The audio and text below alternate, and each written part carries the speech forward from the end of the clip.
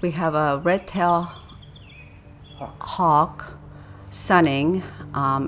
This was right after it took he or she took a bath in our pool, Our pond. And drying out on my garden shed. Yeah, we're gonna post a video of the hawk taking a bath in the pond. So be sure to turn on notifications so you can be one of the first to see it. I'm harvesting beets. I have golden beets and red beets this year, several different type. We have a ton of blueberries and foxglove there. This blueberry is not caged, but we have caged blueberries. This is pond, the iris. Those iris that's really well in the water, but not in the ground. And two froggies. Yeah, two froggies. This is ice plant. They're nocturnal, not nocturnal, but Bacella. You mean diurnal? Diurnal. Yeah. This is sage. Jerusalem sage. It's really interesting flowers. There are two levels of flower, and they curls up, and the leaves are silvery, and they do have smell of sage. And it's a view from our cabana of our pond.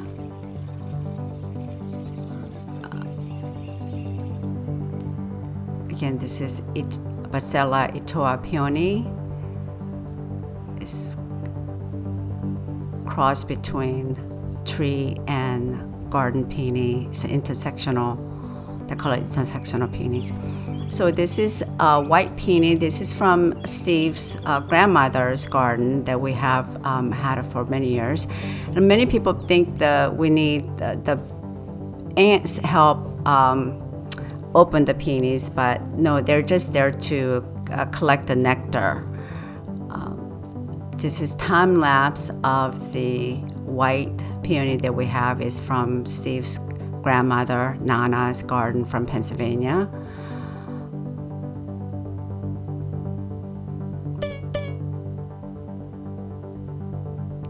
We have another peony from her garden that is single petal with yellow center. I don't know if we have a picture of that, but this is Bacella, time lapse of an opening of Bacella itoa peony blooming. That's pretty. I have not seen this one. It's pretty good. And then they close back up slightly in the evening. They don't close all the way back. This one is fully open. It's big. It's a large. It's one of the spectacular. One of the resident frogs. We have two. They're bullfrogs, right? We haven't looked up what type of frogs they are, but they're gonna make cardinals. They've been active. Yeah, very active. This is rose companion plant. They're very hardy, and it's really spectacular in a mass. They don't need much care. They just need soil, really. They could do well in the sun, a little bit in the shade. This is a picture of one of our fig tree. This one is a white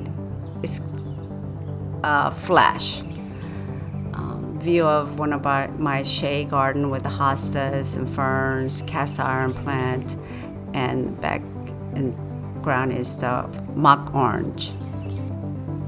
This is mock orange. It has very, very nice, almost kind of citrusy scent when it's blooming. That's hence the mock orange name.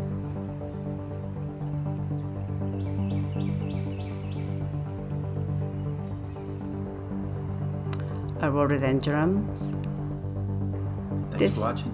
Thanks for watching, and please subscribe if you haven't already.